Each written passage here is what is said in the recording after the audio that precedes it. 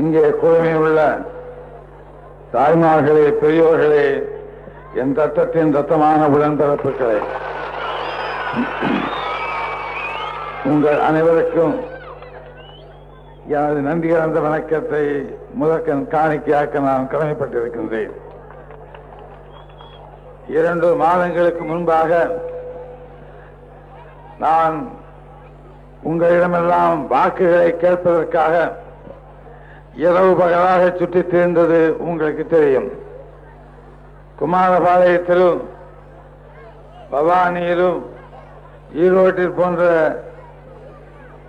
ஆங்காங்கே உள்ள மக்களை சந்தித்து அனைத்து இந்திய அண்ணா திராவிட முன்னேற்ற கழகத்திற்கு வாக்களியுங்கள் என்று நான் கேட்டேன் என்பதும் மக்கள் அதற்கு ஆதரவு தந்தார்கள் என்பதும் உங்களுக்கு, மற்றவரெல்லாம் என்னை முதலமைச்சர் என்றும் மாண்புமிகு அரங்கநாயகத்தை கல்வி அமைச்சர் என்றும் மாண்புமிகு குழந்தைவேல் அவர்களை விவசாயத்துறை அமைச்சர் என்றும் அழைக்கும் போதே இந்த நிலை தெளிவாக்கப்படுகிறது என்பதை நன்கு உணர்ந்து கொள்கிறோம். நான் ஒரே ஒரு வார்த்தையை சொன்னேன், அது உங்களுக்கு நினைவிருக்கும். யார் என்னதான் சொன்னாலும், எவ்வளவுதான் ஆபத்துக்களை விளைவித்தாலும், எவ்வளவு கோடிக்கணக்கான ரூபாய்களை செலவழித்தாலும், இந்த தேர்தல் முடிந்து தமிழகத்தை ஆட்சி செய்ய போவது அனைத்து இந்திய அண்ணா திராவிட முன்னேற்ற கழகம்தான் என்று நான் அன்று சொன்னேன். மாற்றுக் கட்சிக்காரர்கள் கேலி செய்தார்கள், சொல்லி ஏமாற்ற பார்க்கிறான் ராமச்சந்திரன் என்றார்கள். மக்களை ஏமாற்றுவதற்காகவும் ஏமாந்து வாக்குகள் போடட்டும் என்பதற்காகவும் பேசிக் கொண்டு திரிகிறார் என்றெல்லாம் சொன்னார்கள். ஆனால் மக்கள் என்ன செய்தார்கள் என்பதும், இன்று எந்த நிலையிலே நாடு இருக்கிறது என்பதையும் நீங்கள் நன்கு உணர்கின்றீர்கள். ஒரு குழந்தை பிறந்து தாய்ப்பால் குடித்து வளருகின்ற நேரத்தில் எவ்வளவு எச்சரிக்கையாக அந்த குழந்தையை கவனிக்க வேண்டும் என்பதை பெற்றோர்களாக இங்கே இருக்கின்ற நண்பர்களுக்கும் பெரியவர்களுக்கும் தாய்மார்களுக்கும் தெரியும் என்று நான் கருதுகிறேன். அந்த குழந்தையை கொஞ்சம் அலட்சியமாக தவறான வகையில் தூக்கினோமானால் உரம் விழுந்துவிடும், அல்லது வயிற்று நோய் ஏற்படும், அல்லது உயிருக்கு கூட ஆபத்து ஏற்பட்டுவிடும். அப்படியானால் பிறந்த சின்ன குழந்தையை, கை குழந்தையை எப்படியெல்லாம் பெற்றவர்கள் காப்பாற்ற வேண்டும் என்பதை நான் இங்கே சொல்லிக்கொள்ள கடமைப்பட்டிருக்கின்றேன். அனைத்து இந்திய அண்ணா திராவிட முன்னேற்ற கழகம் தமிழகத்திலே அரசமைத்து 2 மாதங்கள் ஆகின்றன. அந்த குழந்தையை நீங்கள் எல்லாம் சேர்ந்து எவ்வளவு பத்திரமாக பாதுகாக்க வேண்டும் என்பதை எடுத்துச் சொல்லத்தான் 2 மாத குழந்தையான இந்த அரசு உங்களை கேட்டுக் கொள்கிறது. எப்பொழுதும் குழந்தைகள் பையன்களாகி சிறுமிகளாகி பிறகு வாலிபர்களாகி அதற்கு பிறகு நல்ல முறையில் திருமணம் செய்து குடும்பஸ்தனாகி தலைவனாகி தலைவியாகி குடும்பத்தை நடத்துவதை நீங்கள் நன்றாக புரிந்து கொண்டுள்ளவர்கள். அப்படிப்பட்ட நிலையில்தான் அனைத்து இந்திய அண்ணா திராவிட முன்னேற்ற கழகம் அரசு அமைத்து இன்றைய தினம் மக்கள் மத்தியிலே வந்து தங்கள் கருத்தை எடுத்துச் சொல்ல விரும்புகிறது. நீங்கள் எங்களை நம்பி வாக்களித்திருக்கின்றீர்கள். நாங்கள் அன்றைய தினம் உங்களிடம் என்னென்ன சொன்னோம் என்பதை நாங்கள் அவ்வப்போது நினைவிலே வைத்துக் கொள்ள வேண்டியது எங்கள் நீங்காத கடமை என்பதை நாங்கள் ஒவ்வொரு வினாடியும் நினைவிலே வைத்துக் கொண்டிருக்கின்றோம். அதே போல நீங்களும் நாங்கள் தேர்தல் சமயத்தில் என்னென்ன சொன்னோம் என்பதை தயவு செய்து மறந்து விடாதீர்கள். எங்களை திரும்ப கேட்க வேண்டும். 3-4 ஆண்டுகளுக்கு பிறகாவது நீங்கள் நாங்கள் மேடையிலே வந்து பேச முனையும் பொழுது சீட்டெழுதி கொடுத்து 4 ஆண்டுகளாக நீ அரசாட்சியிலே இருக்கிறாயே, என்ன செய்தாய், இதையெல்லாம் செய்வதாக சொன்னாயே, எங்கே அவைகள் நிறைவேற்றப்பட்டனவா என்று கேட்பதற்கு நீங்கள் தயாராக இருக்க வேண்டும் என்பதை உங்களுக்கு வேண்டுகோளாக வைக்க நான் கடமைப்பட்டிருக்கின்றேன். இந்த துணிவோடு சொல்ல காரணம், எங்களுடைய கவனமெல்லாம் அங்கேதான் இருக்கிறது. இங்கே போட்டிருக்கின்றார்களே பெரிய நாற்காலி, அதிலே எனக்கு அவ்வளவு பெரிய அக்கறை இல்லை. என் மேல் அன்பு வைத்து தொழிலாளர் சங்கங்களைச் சேர்ந்தவர்களும் மாணவர் அமைப்புகளைச் சேர்ந்தவர்களும் உழைப்பவர்களும் என் ரத்தத்தின் ரத்தமான உடன்பிறப்புகளும் இங்கே உரிமையோடு மாலை அணிவித்தார்களே, அதிலே எனக்கு அவ்வளவு பெரிய அக்கறை இல்லை. மாலை வேண்டாமா என்று கேட்டால் வேண்டாம் என்று நான் சொல்லவில்லை, யாரும் சொல்ல மாட்டார்கள். அதுலேயும் கொஞ்சம் திருப்தி இருக்கு. மாலை போடும்போது இவ்வளவு மாலை போட்டாங்களே,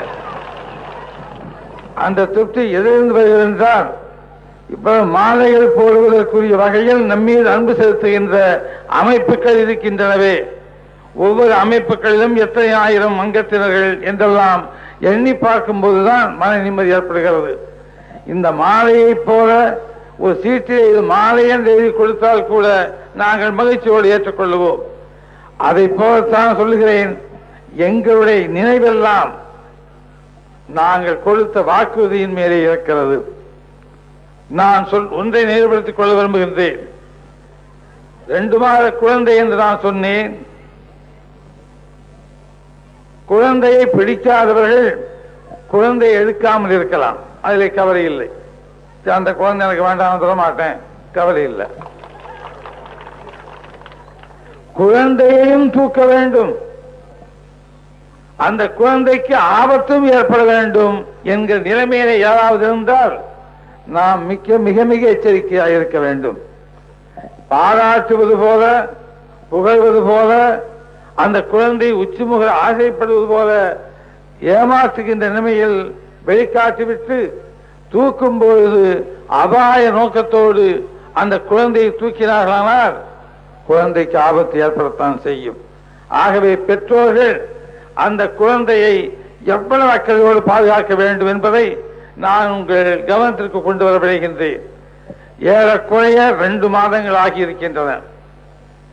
நாங்கள் சட்டப்பேரவைகளை கலந்து கொண்டு பேசிய நாட்கள் ஏறத்தாழ 55 நாட்கள் என்று எனக்கு நினைவு. குறைந்திருக்கலாம், அதிகமாக இருக்கலாம். இந்த 55 நாட்கள் அல்லது 50 நாட்கள் என்று வைத்துக் கொண்டால் நாங்கள் அனைவரும் சட்டமன்றத்தில் எதை பற்றி பேசினோம், எதை பற்றி பதில் சொன்னோம், இவைகளெல்லாம் நீங்கள் தெரிந்து கொள்வது மிக மிக தேவையான ஒன்று என்று நான் சொல்லிக்கொள்ள விரும்புகின்றேன், வற்புறுத்த விரும்புகின்றேன். ஏனென்றால் நான் தொடக்க நாளிலேயே சொன்னேன், அங்கே போய் உட்கார்ந்து நான் சொன்னேனே உங்களிடம் வாக்குகள் கேட்கும் பொழுது அங்கே போய் உட்கார்ந்து என்னுடைய நண்பர்கள் மந்திரி பதவி ஏற்க வேண்டும் என்கிற எண்ணம் ஏற்பட்டு பதவி ஏற்கின்ற வாய்ப்பு கிடைத்து பதவியை உட்கார்ந்தார்களானால் அந்த பயிற்சிகளை எல்லாம் கோப்புகளை எல்லாம் நாங்கள் நன்றாக கவனிப்போம். எத்தனை பேர் சிக்கப் போகிறார்களோ தெரியவில்லை என்று நான் சொன்னேன். அதே போல ஒவ்வொருவராக கைது செய்யப்படுகின்ற செய்தியை இப்போது நீங்கள் பத்திரிகையை படித்துக் கொண்டிருப்பீர்கள். 10 லட்சம் மோசடி, 5 லட்சம் மோசடி, கோயிலுடைய சொத்துக்களை திருடிக் கொண்டார்கள், ஏமாற்றி எடுத்துக் கொண்டார்கள் வழக்கு, குடிநீர் நீர் கிடைப்பதற்காக குடிநீர் வாரியம் அமைத்தார்களே அதிலே 1 கோடி 2 கோடி ஊழல் என்றெல்லாம் நீங்கள் பட்டியலை படிப்பீர்கள். இந்த பட்டியல்கள் தொடரும், நீளும், அதிகமாக வரும். அவ்வளவு கோப்புகளிலும் அவ்வளவு குற்றச்சாட்டுகள் குறைகள் இருக்கின்றன. அதை சொல்லுகின்றேன். உண்மையிலேயே நான் மனமிட்டு சொல்லுகின்றேன். ஊழல்கள் இருந்தன, சந்தேகப்பட்டோம். லஞ்சம் வாங்கியிருப்பதாக கேள்விப்பட்டதனால் சந்தேகப்பட்டோம். வழக்கு மன்றத்தில் கொண்டு வாருங்கள் என்று சொன்னோம். விசாரணை கமிஷன் அமைக்கப்பட வேண்டும் என்று சொன்னோம். ஆனால் உண்மையை சொல்கிறேன், இங்கே இருக்கின்ற உங்கள் அனைவருக்கும் நான் நினைத்ததை விட 1000 பங்கு அதிகமாக அங்கே குற்றச்சாட்டுகள் அந்த கோப்புகளிலே இருக்கின்றன என்பதை, அதை நிறைவேற்றுவதற்குரிய ஆதாரங்கள் இருக்கின்றன என்பதை உங்களுக்கு நான் தெரிவித்துக் கொள்ள கடமைப்பட்டிருக்கின்றேன். அந்த நிலையில் நாங்கள் சட்டமன்றத்திலே நிதிநிலை அறிக்கையை படித்து அந்தந்த இலாக்காவை சேர்ந்தவர்கள் என்னென்ன செய்ய வேண்டும் மக்களுக்கு என்று கணக்கிட்ட பொழுது அங்கே எங்களுக்கு முன்னால் பதவியில் இருக்கின்றார்களே, எந்த அமைச்சர் வந்தாலும் இவர்கள் நிரந்தரமாக இருப்பார்கள். குறிப்பிட்ட வயது வரையில் அந்த அதிகாரிகள் கோப்புகளை வைத்து பேசும்போது மார்ச் மாதம் பிப்ரவரி மாதத்திலே நிறைவேற்றப்பட வேண்டிய பட்ஜெட் 7வது மாதத்திலே நாங்கள் நிறைவேற்றி இருக்கிறோம். ஒரு ஆண்டுக்கு இவ்வளவு செலவு. நீங்கள் புரிந்து கொள்ள வேண்டும். கம்பெனி இருக்கிறது என்று வைத்துக் கொள்ளுங்கள். அது மேனேஜராகவோ ஜெனரல் மேனேஜராகவோ அல்லது பொறுப்புள்ள இன்னொரு நிர்வாக அதிகாரியாகவோ அங்கே பணி செய்கின்றவர் எவ்வளையோ திட்டங்களை வைத்திருப்பார். இந்த கம்பெனிக்கு வெளிநாட்டிலிருந்து சரக்குகளை அனுப்பி பணம் வர ஏற்பாடு செய்ய வேண்டும், ஆசை இருக்கும். அங்கு போய் உட்கார்ந்து புத்தகத்தை பிரித்து பார்த்தால் உனக்கு முன்னால் இருந்தவர்கள் 6 மாதத்திற்கு திட்டம் தீட்டி செலவழித்து விட்டார்கள், இன்னும் 6 மாதங்கள் பாக்கி, அதற்கு நீ செலவு செய்கின்றால் அந்த மனிதன் என்ன செய்ய முடியும்? ஆனால் செய்ய முடியாவிட்டால் அந்த பொறுப்பை அவன் ஏன் ஏற்றுக்கொள்ள வேண்டும்? இந்த 2 கேள்விகளுக்கும் நாங்கள் பதில் சொல்ல வேண்டியவர்களாக இருக்கின்றோம். நாங்கள் ஒரு பாதை அமைக்க விரும்புகிறோம் என்று வைத்துக் கொள்ளுங்கள். இங்கே இருந்து இன்னும் 100 மைலுக்கு ஒரு பாதை அமைக்க வேண்டும். இப்படி போனால் இந்த வழியிலே போகலாம் என்று நம்முடைய ஆசை. நாங்கள் போகும்போது பார்த்தால் கால் பாதிக்கு மேல் அவர்கள் பாதை போட்டு விட்டார்கள். மிச்சம் இருக்கிற இடத்தில் தான் இந்த பாதையை நாங்கள் கொண்டு செல்ல வேண்டும். அவர் போட்டிருக்கின்ற பாதை வேறு சுற்று வழியாக இருக்கிறது, நேர் பாதையாக இல்லை என்றால் எங்கே கொண்டு போயிருக்கின்றார்களோ அதுவரையில் நிறுத்தி புதிய திட்டத்தை தீட்டி இந்த பாதையிலே சேர்த்து இங்கே மக்களுக்கு வழி செய்ய வேண்டும் என்பது போல் நாங்கள் பணியாற்ற கடமைப்பட்டிருக்கின்றோம். அங்கே நெசவாள பிரச்சனையை கொண்டு வந்தார்கள். நாங்கள் பதவியேற்று ஏறத்தாழ 2 மாதங்கள், அசம்பிளி நடந்தது ஏறத்தாழ 55 நாட்கள். ஆக 5 நாட்கள், அது 7-8 நாட்கள் தான் நாங்கள் வெளியிலே மக்களை சந்திக்கவோ திட்டம் தீட்டி நிறைவேற்றுவதற்கு யோசனை செய்து கொள்ள கூட எங்களுக்கு நேரம் இல்லை. ஆனால் விவசாய பெருங்குடி மக்கள் எங்கள் அக்கறைக்கு உட்பட்டவர்கள். நாங்கள் எந்த அளவிற்கு இங்கே பேசினோம் என்பதை நான் மறந்துவிடவில்லை. ஒரு விஷயத்தை உங்களுக்கு எடுத்து சொன்னோம்.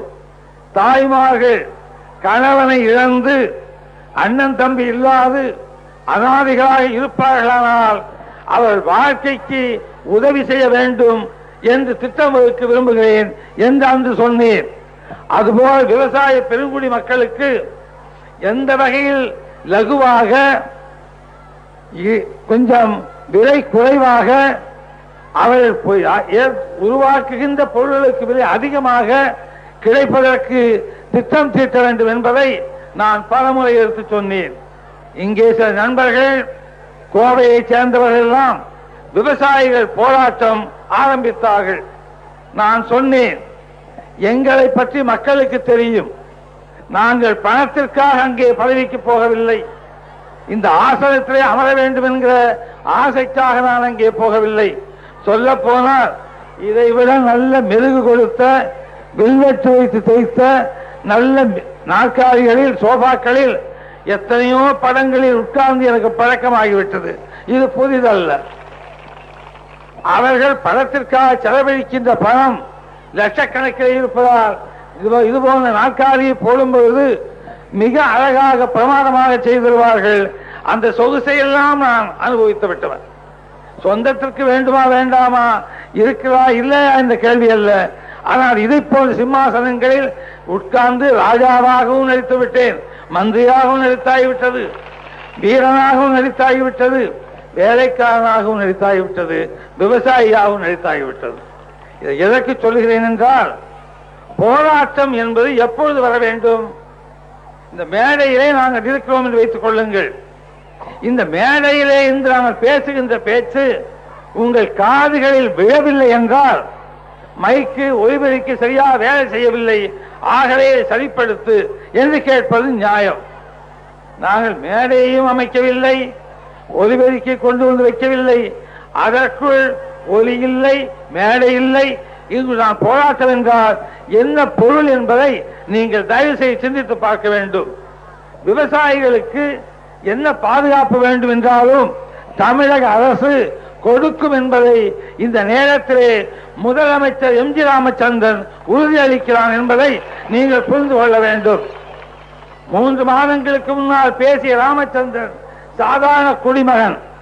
இன்றைய உங்களால், உங்களை கோடிக்கணக்கான மக்களால் முதலமைச்சர் ராமச்சந்திரனாக நான் ஆக்கப்பட்டிருக்கின்றேன். நான் பேசுகின்ற பேச்சில் ஒரு வார்த்தையாவது தவறாக வெளிவருமானால் அது மிகப்பெரிய தவறு என்பதை நான் உணர்ந்து பேச வேண்டிய நிலையே வைக்கப்பட்டிருக்கின்றேன். ஆகவே நான் சொல்லுகின்றேன், விவசாயிகளுடைய போராட்டத்தை யார் நடத்த வேண்டும்? விவசாயிகள் நடத்த வேண்டும். யாரை எதிர்த்து நடத்த வேண்டும்? விவசாயிகளுக்கு உண்மையிலேயே நண்பனாக இல்லாமல் வேறு பணக்காரர்களுக்கு, முதலாளிகளுக்கு துணை போகின்றோம் என்றால் அப்போது நீங்கள் போராடலாம். விவசாயிகளுக்கு அந்த உரிமை உண்டு. ஆனால் என்ன செய்தார்கள்? மின்சார கட்டணத்தை குறைக்க வேண்டும் பேசினார்கள். எடுத்த உடனேயே அவருடைய திட்டம் மாற்று வண்டிகளை கொண்டு வந்து வீதியிலே நிறுத்தி போக்குவரத்தை தடை செய்வது. இப்படி ஒரு போராட்டத்தை முன்னால் நடத்தி இருக்கின்றார்கள். திராவிட முன்னேற்ற கழகத்திற்கு, அதன் தலைவருக்கு மிகப்பெரிய ஆசை, எப்படியாவது 2 பேராவது எங்கள் ஆட்சியில் சுடப்பட்டு சாக வேண்டும். அதை வைத்து பார்த்தாயா பார்த்தாயா, ராமச்சந்திரன் நல்லவன் என்று சொன்னீர்களே, சுட்டுவிட்டான் பார்த்தாயா, ரூபாய் கிடக்கிறது பணம், ஏழை விவசாயியின் பணம், இதை சொல்ல வேண்டும் என்பது அவருடைய ஆசை. அவர் தூண்டிவிட்டார். மற்றவரை தூண்டிவிட்டு கேளுங்கள், இதுதான் சமயம், பட்ஜெட் வருகிறது, இங்கே நீங்கள் கேட்டால் அங்கே அதற்கு நாங்கள் கேட்கிறோம், ஆகவே கேளுங்கள், போராட்டம் நடத்துங்கள் சொன்னார்கள். நான் வேறு யாரையும் குறை கூறவில்லை. கிருஷ்ணசாமி நாயுடு போன்றவர்கள் தலைமை வைத்து நடத்த முன்வந்தார்கள். என்னை வந்து கண்டித்தார். கிருஷ்ணசாமி கவுண்டர், நாராயணசாமி நாயுடு. எனக்கு இந்த ஜாதி மனசில் நிற்கிறதில்லை, யாரும் தப்பா நினைக்க வேண்டாம். இந்த நிலைமை வந்து சந்தித்தார்கள். ஒருவர் சொன்னார், அவர் பெயரை சொல்ல விரும்பவில்லை, ஒரு பகுதியைச் சேர்ந்தவர், நாங்கள் அரசோடு சண்டையிட வரவில்லை, உங்களுக்கு எதிரியாக இருக்க நாங்கள் வரவில்லை. வசதியுள்ள விவசாயிகள், நிறைய சம்பாதிக்கின்றவர்கள் அந்த கட்டணத்தை கட்டட்டும். ஏழை விவசாயிகள், கொஞ்சம் நிலம் வைத்திருப்பவர்களுக்கு மின்சார வரியை குறைக்க வேண்டும் கேட்டார்கள். நாங்கள் திட்டமிட்டு பார்த்தோம். உங்களுக்கெல்லாம் தெரியும், ஒரு கல்யாணத்தை நடத்தி வைக்க வேண்டும் என்றால் திட்டம் போடுவீர்கள். கூரை சேலைக்கு பிறகு, வாங்கி கொடுக்கின்ற இன்னொரு சேலைக்கு இவ்வளவு, மேலக்காரருக்கு இவ்வளவு, பந்தல் அமைக்க இவ்வளவு செலவு, சாப்பாடு போன்ற சமையல்காரருக்கு, அந்த காய்கறி போன்றவருக்கு இவ்வளவு பணம் என்றெல்லாம் திட்டம் போடுவீர்கள். திட்டம் போட்டு பார்க்கும்போது உங்கள் கையில் 2000 ரூபாய் இருக்கிறது என்று வைத்துக் கொள்ளுங்கள். திட்டம் போட்டால் 3000 ரூபாய் வந்து நிற்கும் பொழுது உங்கள் நிலைமை என்ன? குடும்பத்திலே இருப்பவர் என்ன நினைப்பார்? கல்யாணம் செய்வதற்கு செலவு 2000 ரூபாய் ஆகிறது, 3000 ரூபாய் ஆகிறது. ஆனால் கையிலே இருக்கின்ற பணம் 2000 ரூபாய். ஆகவே 1000 ரூபாய் நஷ்டம், பற்றாக்குறை. யாரமாவது கடன் வாங்க வேண்டும், அது யாரமாவது கையெழுத்து போட்டு சொத்துக்களை அடமானம் வைத்து பெற வேண்டும். இந்த நிலைமை ஏற்படுகிறது. அதுபோல்தான் நமது புண்ணியவான் கருணாநிதி அவர்கள் மது விலக்கை ரத்து செய்து, மது விலக்கை கொண்டு வந்து எல்லாம் செய்து ஏறத்தாழ 20-25 கோடி ரூபாய் அங்கே பற்றாக்குறையாக வைத்துவிட்டு அவர் வெளிவந்திருக்கிறார். நாங்கள் முன்னமே சொன்னோம், நீங்கள் சம்பளத்தை உயர்த்துகின்றீர்கள், ஆசை காண்பிக்கின்றீர்கள், நகரத்திலே இருக்கின்றவர்களுக்கு வாழ்க்கை வசதி என்கிறீர்கள், வீராணம் திட்டம் 30 கோடி ரூபாய் 20 கோடி ரூபாய் சொல்லுகிறீர்கள். இதெல்லாம் திட்டம் போட்டாலும் பணம் வேண்டும். இந்த பணம் எங்கிருந்து கிடைக்கிறது என்றால் தமிழகத்தை திட்டம் போடுவதற்கு தமிழக மக்களிடமிருந்து கிடைக்கிறது. அந்த பணத்தை வைத்துக் கொண்டுதான் அவர்களுக்கு திரும்ப என்ன செய்யலாம் என்பதை பற்றி திட்டம் தீட்டுகிறோம். பள்ளிக்கூடம் இல்லையா, பள்ளிக்கூடம் கட்டுவதற்கு 1 லட்சம் ரூபாய் 2 லட்சம் ரூபாய் இந்த பகுதிக்கு ஒதுக்கி வை. இந்த பகுதியிலே நீர்நிலைகள் இல்லையா, அந்த குளத்தை வெட்டுவதற்கு இத்தனை ரூபாய் ஒதுக்கிவை. இப்படியெல்லாம் திட்டம் போட்டு பார்த்தால் நாங்கள் என்ன கொள்கையை சொன்னோமோ, எதையெல்லாம் நிறைவேற்ற வேண்டும் என்று லட்சியமாக வைத்துக் கொண்டிருக்கின்றோமோ அதை செய்வதற்கு முடியாமல் முன்னே வழக்கமாக செய்வார்களே, அதிலே கூட 5 ரூபாய் 10 ரூபாய் என்பது போல லட்சங்களையும் கோடிகளையும் சேர்த்து கணக்கிட்டு பார்த்தால் 24-25 கோடி ரூபாய்க்கு மேல் பற்றாக்குறை வருகிறது. சில பணக்காரர்கள் ஓடி என்பார்கள். அதிகமாக கணக்கிலே இருப்பதை விட பணம் அதிகமாக வங்கியிலே வாங்கலாம். ஒரு அளவு இருக்கும். 1 லட்சம் வாங்கிக் கொள்ளலாம், 2 லட்சம் வாங்கிக் கொள்ளலாம், அது 50,000 வாங்கிக் கொள்ளலாம், 10,000 வாங்கிக் கொள்ளலாம். அவர் வரவு செலவு கணக்கு எப்படி அந்த வங்கியை வைத்துக் கொள்கிறாரோ அந்த தகுதிக்கேற்ப கொடுப்பார்கள். அதுபோல் ஒரு மாநிலத்தினுடைய அரசுக்கும் வங்கியிலே இருந்து கடன் கொடுப்பார்கள். மத்திய அரசு ஒத்துக்கொண்டார். மத்திய அரசு ஒத்துக்கொள்ளுகிறது. எவ்வளவு தெரியுமா? 11 கோடி ரூபாய் ஓவர் டிராஃப்ட் வாங்கலாம், அதிகமாக வாங்கலாம். பாக்கி 13 கோடி ரூபாய்க்கு எங்கே போவது? 1 2 அல்ல பெரியோர்களை, நண்பர்களை, தாய்மார்களே, 13 கோடி ரூபாய் மேற்கொண்டு துண்டு விடுகிறது என்றால் அதை சரி செய்ய வேண்டும். அந்த நேரத்தில் தான் கருணாநிதி தூண்டி விடுகிறார். நாராயணசாமி போன்றவர்கள், கிருஷ்ணசாமி போன்றவர் தூண்டிவிட்டு விவசாயிகளை போராட்டத்திற்கு அழைக்கிறார். வரியை குறை. அந்த வரியை குறைத்தால் ஏறத்தாழ 1.5 கோடி ரூபாய் 2 கோடி ரூபாய் தூண்டு விடுகிறது அதிகமாக. ஆனால் குறைக்கின்ற வரி என்ன தெரியுமா? 2 பைசா. சாதாரணமாக கேட்பவர்களுக்கு என்ன தெரியும்? 2 பைசா குறைப்பதற்கு இந்த எம்ஜிஆருக்கு எண்ணம் வரவில்லையே, என்னென்ன பேசினார் என்று மக்கள் சொல்ல வேண்டும். ஆனால் ஒட்டுமொத்தமாக தமிழகத்தில் 2 பைசாக்கள் குறைவது என்றால் 60 லட்சம் 70 லட்சம் 1 கோடி 1.5 கோடி என்று ஒட்டுமொத்தமாக பணம் செலவாகி விடுகிறது. அதாவது பண வருமானம் இல்லை. அப்போது 23 கோடி ரூபாய் நஷ்டம் 25 கோடியாக மாறும். இந்த நிலையில் இவர்களால் ஒன்றும் முடியாது, மாணவர்களை தூண்டி விடுவோம் என்று ஆரம்பித்து சென்னையிலே மாணவரை தூண்டி விட்டார்கள். எதற்காக தெரியுமா? கேட்டால் நீங்கள் சிரிக்க கூடாது. பவானியில் இருந்து ஈரோட்டிற்கு போகிறார் ஒரு குடும்பஸ்தன் வைத்துக் கொள்ளுங்கள். இங்கிருந்து அங்கு செல்வதற்கு 5 ரூபாய் 5 ரூபாய் 3 ரூபாய் 2 ரூபாய் இப்படி ஏதோ ஒரு கட்டணம் இருக்கிறது என்றால் அங்கே மாணவர்கள் என்ன கேட்டார்கள் தெரியுமா? 15 ரூபாய் அவர்களுக்கு தர வேண்டும் இருக்க வேண்டும், எங்களுக்கு பாஸ் கிடைக்க வேண்டும். முன்னே அப்படித்தான் செய்தார்கள், செய்யுங்கள். நான் ஒத்துக்கொண்டேன். அந்த மாணவன் தன் வீட்டில் இருந்து எந்த கல்லூரிக்கு போக வேண்டுமோ அங்கே போய் வர 2 ரூபாய் டிக்கெட் வாங்க வேண்டும் என்றால் 1 ரூபாய்க்கு வாங்கினால் போதும். அது 15 ரூபாய் அவர் கட்டிவிடட்டும்.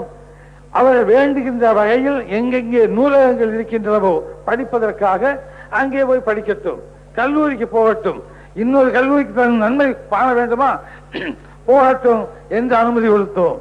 அதிலே ஒரு சிலர் கேட்டார்கள், அது முடியாது, எங்கே வேண்டுமானாலும் போவோம், சென்னையிலே 15 ரூபாய்க்கு டிக்கெட்.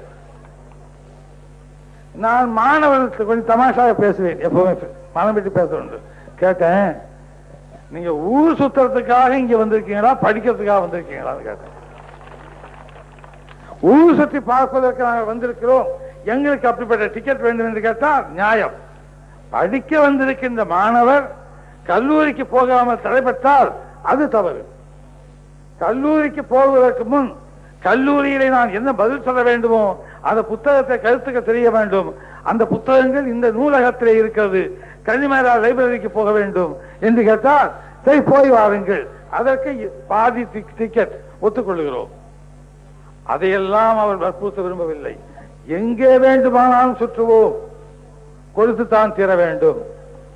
குடும்பஸ்தர்கள் பெண்களை அழைத்துக் கொண்டு போகின்றவர்கள் மாணவர்கள் என்ற பெயரால் காலிகள் சில சமயம் டிக்கெட் வாங்கி விடுகிறார்கள், ஏமாந்து விடுகிறார்கள், ஏமாற்றி விடுகிறார்கள். அவர்கள் அதை கழித்துக் கொண்டு குடும்ப பெண்கள் வண்டியை ஏறி குடும்பத்தோடு போகும்பொழுது அவர்கள் கேலி செய்வது, கிண்டல் செய்வது, இடமில்லை என்றாலும் நிற்பது, வண்டி நிறுத்த சொல்வது, இப்படிப்பட்ட தகராறுகள் வருகிறது என்கிற காரணத்தால் ஆங்காங்கே இருக்கின்ற மாத சங்கங்கள் போன்றவைகள் பெரியவர்கள் எல்லாம் எங்களுக்கு கடிதம் எழுதினார்கள். அப்படி அனுமதி கொடுக்காதீர்கள். படிக்கிற இடத்திற்கு போகட்டும், நூலகங்களுக்கு போகட்டும், அங்கெல்லாம் போயிட்டு போய் வருவதற்கு ஒரு மாதம் 15 ரூபாய் கட்டினால் போதும், போய் வர அனுமதி கொடுங்கள் என்று எழுதியிருந்தார்கள். இதை அவர்களுக்கு சொன்னேன். அவர்களுக்கு திருப்தி இல்லை. பிறகும் பார்த்தேன், எனக்கு அவர் மீது பற்றுதல் எப்பொழுதுமே உண்டு. இளைஞர்கள், அனுபவப்படாதவர்கள், இளங்காலை என்பார்களே, அதுபோல் எதையும் செய்யக்கூடிய துணிச்சல் உள்ள நேரம், அந்த வயது அப்படி. ஆகவே ஒத்துக்கொண்டேன். அமரர் அண்ணா அவர்கள் பிறந்த நாள் இன்றைக்கு அந்த 15 ரூபாய்க்கு டிக்கெட்டை கொடுக்கின்றோம், எங்கே வேண்டுமானாலும் போங்கள். ஆனால் ஒரு நிபந்தனை போட்டேன், ஒரு மாதம் நான் காத்திருப்பேன், தொல்லைகள் இல்லை என்றிருந்தால் அதை தொடருவேன், இல்லாவிட்டால் மாற்றி விடுவேன் என்று சொன்னேன். ஒத்துக்கொண்டார்கள். அந்த பிரச்சனை அதோடு தீர்ந்து விட்டது என்றால் விடவில்லை. உடனே கோரிக்கைகள் வந்தன, பல கோரிக்கைகள். சட்டத்துறையிலே அக்கறை காட்டி சட்டக்கல்லூரியை படிக்கின்ற மாணவர்களிலே சிலர் ஒரு அரசியல் கட்சியின் தூண்டுதலின் பேரில் முதலமைச்சர் இருக்கின்ற மாடியிலே இருக்கின்ற அறைக்கு ஏறத்தாழ 100 பேர் கோஷமிட்டுக் கொண்டே வந்து மேலே ஏறி என் அறைக்குள் வர முயன்றார்கள். ஏன் என்று இப்போது நான் காரணம் சொல்ல விரும்பவில்லை, என் பொறுப்பிலே சொல்லக்கூடாது. ஆனால் அங்கே போலீசார் அதிகமில்லை, காவலிலே இருப்பார்களே, அவர் தடுத்தும் அவரை கீழே தள்ளிவிட்டு மேலே வர முயன்றார்கள். எல்லோரும் அச்சப்பட்டார்கள். என்னை கண்டு விண்ணப்பங்கள் கொடுப்பதற்காக ஆயிரக்கணக்கான மக்கள் வெளியே இருந்தார்கள். அவர்கள் இதை பார்த்தவுடன் ஒரு ஓடி வந்து சொன்னார், நீங்கள் கவனிக்கிறீர்களா, இல்லை நாங்கள் கவனிக்கட்டுமா என்ற நிலைமை ஏற்பட்டது. நான் எதை ஒப்புக்கொள்வது? மாணவர்களை உண்மையிலேயே என் கண்களாக நான் நினைக்கின்றேன். காரணம் என்ன தெரியுமா? அமர் அண்ணா சொன்ன குறிப்பை வைத்துத்தான் சொல்லுகின்றேன். எதிர்காலத்தில் இந்த நாட்டை ஆளப் போகின்றவர்கள், அதிகாரிகளாக வரப்போகின்றவர்கள், மருத்துவ துறை நிபுணராக வரப்போகிறவர்கள், பொறியியல் நிபுணராக வர இருக்கின்றவர்கள், ஆசிரியராக வரப்போகின்றவர்கள், இப்படிப்பட்டவர்களுடைய பொறுப்பெல்லாம் ஏற்றுக்கொள்ளக்கூடிய அத்தகைய மாணவர்கள் எந்த துன்பம் அனுபவிக்க கூடாது என்று சொல்லி அவரை உட்கார சொல்லுங்கள், நானே நேரில் வந்து பார்க்கிறேன் என்று சொன்னேன். கூட இருந்தவர் பயந்தார்கள். ஐயோ, மாணவர்கள் ஏதாவது செய்து விடுவார்கள், ஆத்திரத்திலே தூண்டப்பட்டிருக்கிறார்கள், கோபத்தில் இருக்கிறார்கள், ஆகவே போகாதீர்கள் என்றார்கள். முடியாது, நான் பார்த்துத்தான் தீர்வேன் என்றேன். நான் தனியாக போனேன். போய் என்ன வேண்டும் என்று கேட்டேன். அவர் சொன்னதற்கெல்லாம் பதில் சொன்னேன். கேட்டதற்கெல்லாம் எழுதி குறிப்பு வைத்து அதை நிறைவேற்றுவதற்கு முயன்றேன். பிரச்சனை தீர்ந்து விட வேண்டும் அல்லவா? தீரவில்லை. இன்னொரு ஹரிஜன் ஹாஸ்டலில் தடியடி என்றார்கள். அண்ணாவின் சிலைக்கு மாலை போட போனோம், எங்களை அடித்தார்கள் போலீசார், அவரை டிஸ்மிஸ் செய்ய வேண்டும், அவரை வேலையை விட்டு நீக்க வேண்டும் என்று கோரிக்கை எழுப்பினார்கள். நான் ஒன்றை சொன்னேன், வழக்கு விசாரணை வைப்பதிலே எனக்கு ஆட்சேபனை இல்லை, நீதி வேண்டும். எவ்வளவு பெரிய அதிகாரியாக இருந்தாலும் தவறு செய்வதை நான் ஏற்றுக்கொள்ள மாட்டேன்.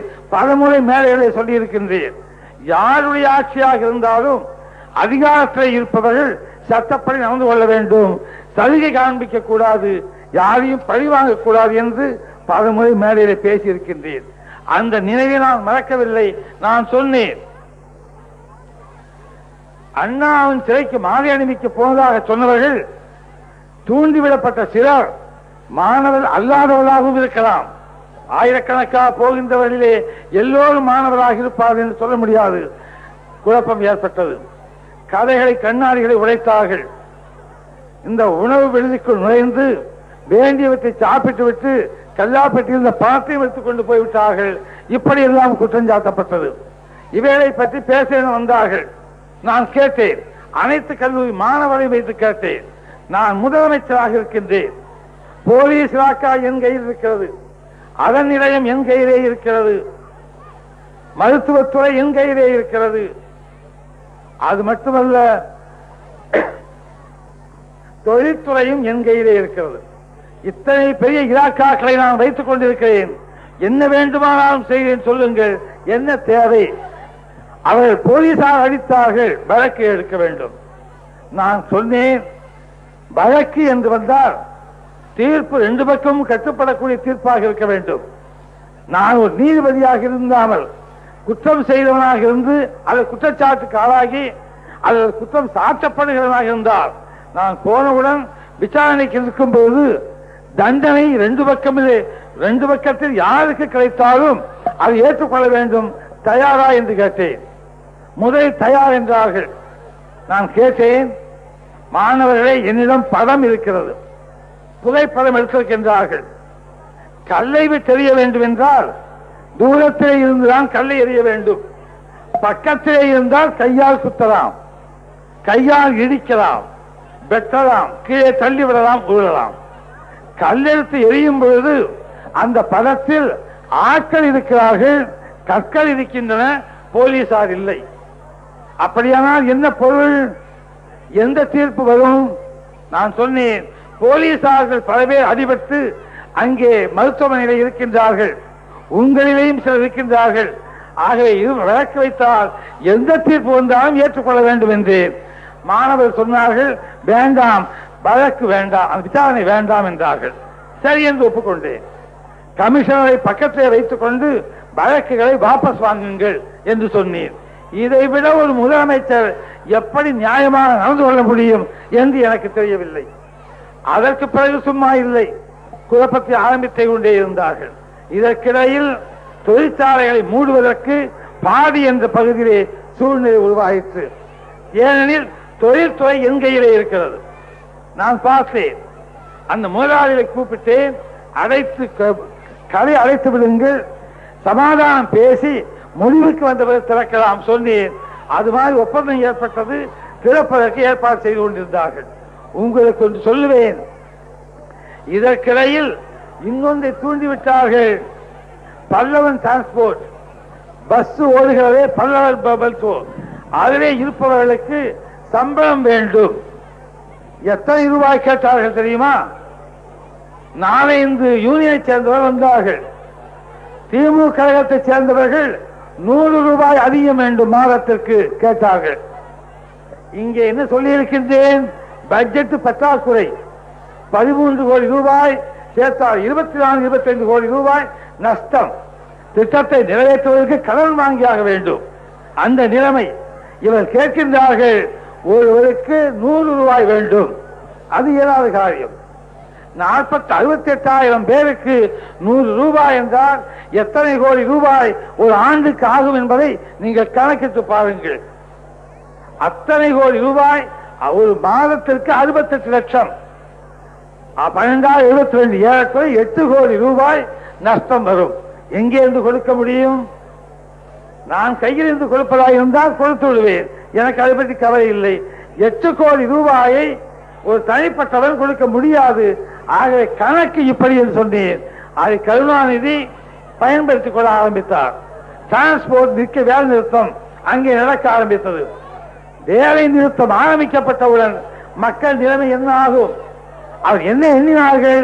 அசம்பிளி நடக்கக்கூடாது, அசம்பிளிக்கு போகின்றவர்கள் போக முடியாமல் அது அங்கே ரத்து செய்யப்பட வேண்டும். பார்த்தீர்களா, இவர்களுக்கு வாக்குகள் போட்டீர்களே, அங்கே அசம்பிளியை கூட நடத்த முடியவில்லை. இவர் எதை ஒழுங்காக செய்ய போகிறார்கள், திறமையற்றவர்கள் என்று எங்கள் மீது அவமானத்தை உண்டாக்கவும் அந்த நிலைமையை உண்டாக்கவும் மக்கள் சந்தேகப்படவும் திட்டம் போட்டார்கள். நான் ஒன்றை மட்டும் சொல்லுவேன், நான் பதவிக்கு ஆசைப்பட்டு இங்கே வந்திருந்தேன், ஆனால் இவருக்கு எல்லாம் நான் பயந்து நடப்பேன். ஆனால் மனசாட்சிக்கு நான் பயந்து நடக்க முடிவு கொண்டு அண்ணாவுடைய கொள்கையை நிறைவேற்றுவதற்காக வந்திருக்கின்ற நான் சொன்னேன். அன்றே சொன்னது உங்களுக்கு ஞாபகம் இருக்கும். கல்யாண சுந்தரனார் சொன்னார், ஒரு நிமிஷம் அங்கே ஒழுங்காக நிம்மதியாக அங்கே பதவியில் உட்கார விடமாட்டோம் என்று சொன்னார். இப்போது அவர் அப்படி இல்லை. அந்தவர் சொன்னார், ஒத்துக்கொள்கிறேன். அதற்கு பதில் சொன்னேன், நான் போலீஸை பயன்படுத்த மாட்டேன், மக்கள் கவனித்துக் கொள்வார்கள் நான் சொன்னேன். அங்கே சென்னையிலே என்ன நடந்தது? இவர் ஸ்ட்ரைக் நடத்தினார்கள். எல்லோரும் அங்கங்கே அனுப்பி வண்டி எடுக்கக்கூடாது, தடை செய்ய ஆரம்பித்தார்கள். சட்டப்படி என்ன செய்ய வேண்டுமோ ஒருவர் மேல் கூட அடிபடாமல் அப்படியே அவரை புக் செய்து கொண்டு போய் எங்கே வைக்க வேண்டுமோ பத்திரமாக வைத்துக் கொண்டிருக்கின்றோம். வண்டி ஓடுகிறது. பல பேர் வேலையில்லாத டிரைவர்கள், கண்டக்டர்கள், படித்தவர்கள் தினசரி எழுதுகிறார்கள். ஆயிரக்கணக்காக வருகிறது. நாங்கள் வண்டிகளை எடுக்கிறோம், ஒத்துழைக்கிறோம் என்கிறார்கள். மாணவர்கள் கூட தயாராக ஒத்துழைக்க வருகிறார்கள். ஒரு இடத்தில் எனக்கு தேடி வந்தது, வண்டி ஓட்டி கொண்டு போன டிரைவரை பிடித்து கீழே இழுத்து உடையை கழட்டி அவரை கொல்லுவதற்கு அளவிற்கு அடித்திருக்கிறார்கள். இது மறியல் தானா? இதுதான் சத்தியாகிரகமா? இதுதான் அரசியலா? என்ன நடந்தது தெரியுமா? வண்டியிலே உட்கார்ந்திருந்தவர்கள் பார்த்தார்கள், விரண்டு கீழே மக்களே நடவடிக்கை எடுக்க ஆரம்பித்தார்கள். நான் என்ன செய்ய முடியும்? இல்லாவிட்டால் அந்த டிரைவர் அடிபட்டிருப்பார். உங்களை கேட்கின்றேன், இந்த ஒலிபெருக்கியிலே நான் பேசுகின்றேன். நான் பேசுவது வெளியே கேட்கிறது. இந்த பேச்சு இன்னொரு கேட்கக்கூடாது என்று விரும்புகிறவர் இந்த ஒலிபெருக்கி அமைத்துக் கொடுக்கிறாரே, அவரை போய் அடித்தால் என்ன நியாயம்? பேசின என்னை அல்லவா அடிக்க வேண்டும்? எதிர்க்கின்ற என்னை அடிக்க முடிந்தால் என்னை வந்து தாக்குங்கள். நான் இப்பொழுதும் சொல்லுகின்றேன், யாரா இருந்தாலும் அரசை எடுத்து போயிடுகிறோம், ராமச்சந்திரன் பதவி தெரிய வேண்டும் என்றால் தாராளமாக என்னிடம் போட்டியிடுங்கள், என்னை தாக்க வாருங்கள், நான் தாங்கிக் கொள்கிறேன். ஆனால் கடமையை செய்கின்ற அந்த வண்டியை ஓட்டுகின்ற தொழிலாளியை அடிப்பது எப்படி நியாயம்? அவர் குடும்பத்தை பயமுறுத்துவது எப்படி நியாயம்? எதற்காக போலீஸை வைத்துக் கொண்டிருக்கின்றோம்? சட்டத்தை எதற்காக கையிலே வைத்துக் கொண்டிருக்கின்றோம்? எதற்காக மக்கள் வாக்குகள் அளித்தார்கள்? ஆகவே நான் செய்ய வேண்டிய காரியத்தை ஒழுங்காக செய்தேன். யார் மீது வழக்கு போட வேண்டுமோ வழக்கு போட்டோம். எந்தெந்த தலைவர்கள் தூண்டி விடுகிறார்களோ அவர்களை கைது செய்தோம். இது ஒரு அரசு செய்ய வேண்டிய கடமை. இத்தனை ஆயிரக்கணக்கான மக்கள் இங்கே இருக்கும் பொழுது யாராவது குழப்பம் விளைவித்து கல்லெறிந்து யாருக்காவது காயம் பற்றி இந்த கூட்டம் நடைபெற செய்ய விடாமல் தடுக்க முனைந்தால் போலீசார் என்ன செய்ய வேண்டும்? அவரை கைது செய்து கொண்டு போய் வழக்கு போட வேண்டும். அதை செய்தேன். இதைவிட கொடுமை, அசம்பிளியிலே பேசும் பொழுதெல்லாம் போலீசார் வன்முறை இறங்குகிறார்கள். ஒரு முஸ்லிம் சகோதரனை அழைத்து சென்றார்கள், விளக்கு எண்ணெயை ஊற்றி அவனை கொளுத்து கொண்டு விட்டார்கள் என்று சொல்கிறார்கள். போலீஸுக்கு தெரியாதவர்கள் எல்லாம் இவர்களுக்கு தெரிகிறது. ஏன் 7 ஆண்டுகள் இருந்தார்கள் அல்லவா? இவர்களுக்கு வேண்டியவர்கள் இன்னமும் அங்கே இருக்கின்றார்கள். அதிகாரிகளாக சிலர் இருக்கின்றார்கள், சில செய்திகளை சொல்லுகின்றார்கள். ஒரு பத்திரிகையை படிக்கிறேன். திருவாளர் கார்த்திகேயன் என்பவர் சீஃப் செக்ரட்டரி, தலைமை செயலாளர். அவர் எழுதும் பொழுது திரு என்றும் போடாமல் அவர் என்றும் போடாமல் கார்த்திகேயனிடம் பேசியிருக்கிறோம் என்று அவருக்கு கீழே உள்ள அதிகாரி எழுதியிருந்தார். என் பண்புப்படி நான் எழுதியிருந்தேன், இனிமேல் அவர்கள் என்கிற மரியாதை சொல்லோடு பெயரை குறிப்பிட வேண்டும், யாரையும் அவமானகரமாக இப்படி எழுதக்கூடாது என்று திருப்பி அனுப்பினேன். ஒரு ஃபைலில் கையெழுத்து போட்டு அனுப்பினேன். அதை பத்திரிகையிலே வருகிறது என்றால் படிக்கிறார்கள், கேட்கிறார்கள். நான் உங்களை கேட்கின்றேன், அப்படியானால் யாரோ சிலர் முன்னால் இருந்த கட்சிக்கு வேண்டப்பட்டவர்களாக ஆங்காங்கே இருக்கிறார்கள் என்பது நிரூபணமாகிறதா இல்லையா? அந்த போலீஸ் அந்த முஸ்லீம் பையன் இறந்தான் என்று சொல்கின்றார்களே, அவன் யார் என்றால் எங்கள் கட்சிக்காரன். எங்கள் கட்சிக்காரனை நானே கொண்டு போய் போலீஸ் ஆக்கிரமிப்பிலே வைத்து கொலை செய்ய சொல்லுவேனா? அப்படியா என்ன நடந்திருக்கிறது என்பதை நீங்கள் கற்பனை செய்து கொள்ளுங்கள். ஏனெனில் விசாரணையில் இருக்கிறது, அதற்கு மேல் நான் பேசக்கூடாது. விசாரணை முடியட்டும், உண்மை வெளிவரட்டும், தெரியும். இவ்வளவும் சொல்லுவதற்கு காரணம், அங்கே பஸ் போக்குவரத்து நிறுத்தப்பட வேண்டும் என்று விரும்பி அங்கே மறியல் ஆரம்பித்தார்களே, வேலை நிறுத்தம் செய்தார்களே, வெற்றி பெற்றார்கள் இல்லை. வந்தவர்கள் நாலந்து கட்சியை சேர்ந்தவர்கள். அமைச்சர் பொன்னையாவிடம் பேச சொன்னேன், அவர் பேசிக் கொண்டிருந்தார். ஒருவர் சொல்லுகிறார் 100 ரூபாய் வேண்டும், இன்னொரு யூனியனை சேர்ந்தவர் 75 ரூபாயாவது கொடுங்கள், இன்னொருவர் 50 ரூபாயாவது கொடுத்து சமரசம் செய்வோம். இன்னொரு யூனியனை சேர்ந்தவர் சொல்லுகிறார்கள் பல்லவ டிரான்ஸ்போர்ட் தனியாக இருக்கக்கூடாது, பாண்டியன் என்று தனியாக இருக்கக்கூடாது, அண்ணா என்று தனியாக இருக்கக்கூடாது, இவர் எல்லாவற்றையும் ஒன்றாக்கி ஒட்டுமொத்தமாக்கி சர்க்கார் நடத்துங்கள், அந்தந்த இலாக்கா போல தனித்தனி அமைப்புகள் வேண்டாம் என்று சொல்லுகிறார். உடனே டிஎம்கே சேர்ந்தவர்கள் அதை நான் ஒத்துக்கொள்ள மாட்டேன். இன்னொருவர் சொல்லுகிறார் அது வேண்டும். நாம் யாரிடம் மத்தியஸ்தம் பேசுவது? ஒரு பிரச்சனையை பற்றி பேச வேண்டி வந்தால் வருகின்ற 5-6 கட்சியை சேர்ந்தவராக இருந்தாலும் ஒரு காரியத்தை செய்வதற்கு முன்வந்து அதை செய்ய திட்டம் போட்டு வந்தார்களானால் ஒரே மாதிரியான கருத்தை சொன்னால் நாம் விவாதிப்பதற்கு நியாயமாக இருக்கும். இவர் இதை வேண்டாம் என்பதும் அவர் அதை வேண்டாம் என்பதுமானால் என்னாகும் நினைத்து பாருங்கள். நான் கடைசியில் நான் புறப்படுவதற்கு முன் தொலைபேசி மூலமாக சொல்லிவிட்டு வந்திருக்கின்றேன். நஷ்டம் வந்தாலும் ஏற்றுக்கொள்வோம். 20 ரூபாயும் 7 ரூபாயும் சேர்த்து ஆளுக்கு 27 ரூபாய் கொடுப்பதாக அறிவியுங்கள். நாளை வந்து நான் அதை பற்றி முடிவு செய்கிறேன் என்று சொல்லியிருக்கிறேன். வரும்போது இதை விட எப்படி நடந்து கொள்வது? பற்றாக்குறை ஏற்படுகிறது. நாங்கள் என்ன சொன்னோம் மக்களிடம்? கிராமத்தை புதுப்பிக்க வேண்டும், கிராமத்தை நகரமாக்க வேண்டும், கிராமத்திற்கு போவதற்கு நகரத்தில் இருப்பவர் ஆசைப்பட வேண்டும். அவ்வளவு ஒழுங்காக தேவையெல்லாம் முடிவுபட்ட ஒரு அமைப்பாக இருக்க வேண்டும் அந்த கிராமங்கள் என்று நான் சொல்லி இருக்கிறேன். அதை நிறைவேற்ற வேண்டாமா? உங்களுக்கு ஒரு கணக்கை சொல்லுவேன். 8 கல்லூரிகள் இருக்கிறது. அதுபோல ஏறத்தாழ கோவையில், திருச்சியில், மதுரையில், சென்னையில் மருத்துவமனைகள் இருக்கின்றன. எல்லாம் சேர்த்து பார்த்தால் ஏறத்தாழ 70 லட்சம் பேர்கள் அதிலே சம்பந்தப்பட்டிருக்கலாம். அது கூட அதிகம். அவர்களுக்காக இதுவரை செலவு செய்யப்பட்டு வந்த தொகை எவ்வளவு தெரியுமா? நம்ம நாட்டு மக்கள் 4.5 கோடி மக்கள், மறந்து விடாதீர்கள். அதில் 70-80% வரை விவசாயிகள். இதை செலவழிக்கின்ற முறையில் அந்த ஏறத்தாழ 70 லட்சம் பேர்களுக்கு 24 கோடி ரூபாய்கள் செலவழிக்கப்படுகின்றன. மருத்துவமனை என்ற ஹாஸ்பிட்டலில் பார்த்திருப்பீர்கள். பொது மருத்துவமனையில் என்னென்ன விசேஷ கருவிகள் இருக்கின்றன உங்களுக்கு தெரியும். மூளையை பார்த்து சொல்லுகின்ற கருவி, நெஞ்சிலே என்ன நோய் இருக்கிறது என்று கண்டுபிடித்து சொல்லுகின்ற கருவி, இப்படி பல கருவிகளை எல்லாம் அங்கே வைத்திருக்கின்றார்கள். அப்படிப்பட்ட வசதிகள் எல்லாம் இருக்கின்ற அந்த இடங்களுக்கு மட்டும் செலவு 24 கோடி ரூபாய். பாக்கியுள்ள ஏறத்தாழ 3 கோடியே 80 லட்சம் பேர்களுக்கு 34 கோடி ரூபாய் செலவழிப்பது என்றால் நியாயமா? மருத்துவத்துறைக்காக மட்டும் சொல்லுகிறேன். நான் மருத்துவத்துறை வைத்துக் கொண்டிருக்கின்றேனே, அதற்காக கேட்கின்றேன். விவசாயிகள் இருக்கின்ற கிராம பகுதிகளில் ஆரம்ப சுகாதார நிலையம் இருக்கிறது சொல்லுகிறார்கள். வைத்தியர் இருக்கிறதா? டாக்டர் இல்லை. மருந்து இருக்கிறதா? இல்லை. நர்ஸ் இருக்கிறதா? இல்லை.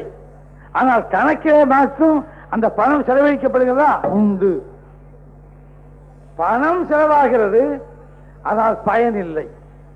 அப்படிப்பட்ட இடங்களை மாற்றி அமைத்து நல்ல மருத்துவர்களை கொண்டு வந்து அங்கே நிறுத்தி, நர்சுகளை கொண்டு வந்து அங்கே சேர்த்து, மருந்துகளை கொடுத்து அந்தந்த மக்களுக்கு வசதிகளை அதிகமாக்க வேண்டும் என்று திட்டம் போட விரும்புகிறோம் என்று உங்களிடம் சொல்லிவிட்டு இதையே அந்த அவர் செய்து வந்தார்களே, ஒரு 4-5 மருத்துவமனைக்கும் சில டாக்டர்களுக்கும் சில கல்லூரிகளுக்கு மட்டும் 25 கோடி 24 கோடி என்று செலவு செய்வது என்றால் எப்படி என் மனசாட்சி ஒத்துக்கொள்ளும்? எப்படி விவாதிப்பாமல் இருப்பேன்? அங்கே என்ன நடக்கின்றது? மருந்துகள் கொண்டு போகிறார்கள், லட்சக்கணக்காக பணம் கொடுத்து வாங்கி. மருத்துவமனைக்கு செல்லுகிறதா? யாருக்கு தெரியும்? வாங்குகிறவர் கையெழுத்து போடுகிறார். இவ்வளவு மருந்துகள் வந்து சேர்ந்தன என்பதை கேட்பதற்கு நாதி இருக்கிறதா? இல்லை. அப்படி ஒரு டாக்டர் இருந்து இங்கெங்கே கொடுமையை நடக்கிறது என்று சொல்லப்பட்டவுடன் அவர் கொலை செய்யப்பட்டிருக்கிறார். அதையும் நான் செயலிலே பார்க்கிறேன். ஆகவே இதற்கு முடிவு வேண்டாமா? வரிப்பணத்தை விட்டு நாம் ஒழுங்காக வாங்குவதும் அதை செலவு செய்வதிலே கூட ஒழுங்காக செலவு செய்யவில்லை என்றால், அநியாயமாக போகிறது என்றால் எப்படி நான் பொறுத்துக் கொள்ள முடியும்? கண்டிப்பாக நான் கொடுத்த வாக்கை காப்பாற்ற உழைப்பேன் என்பதை கூறி அண்ணா நாமம் வாழ் என்று கூறி முடிக்கின்றேன். நன்றி, வணக்கம்.